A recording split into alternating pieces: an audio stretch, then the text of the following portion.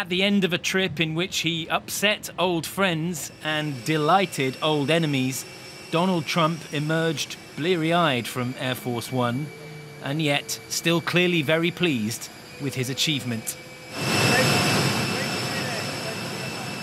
A great 3 days, said the president. And later he tweeted, there is no longer a nuclear threat from North Korea.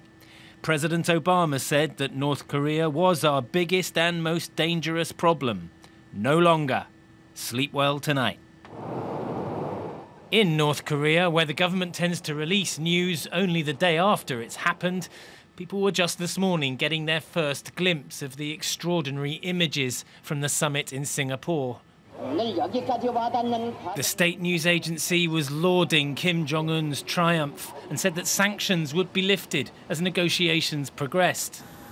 In South Korea, America's Secretary of State poured cold water on that claim. There is still a great deal of work to do, said Mike Pompeo, who is hopeful of major North Korean disarmament by 2020.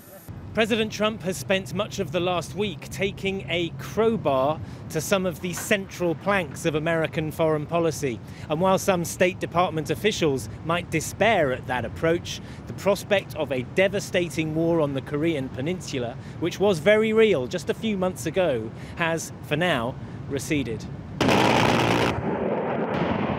America's traditional allies in Asia, though, are still reeling from Mr. Trump's big concession to Pyongyang, the suspension of joint military exercises between the US and South Korea.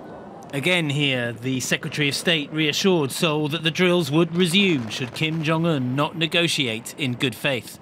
We don't have to embrace him. In fact, I think it's the reverse.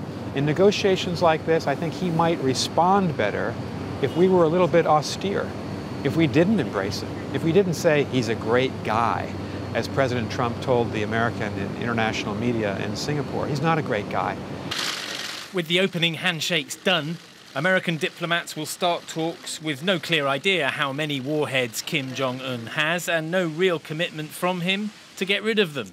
Mr. Trump might be sure that his new friend no longer poses a nuclear threat, but his generals and some of his cabinet members will take more convincing.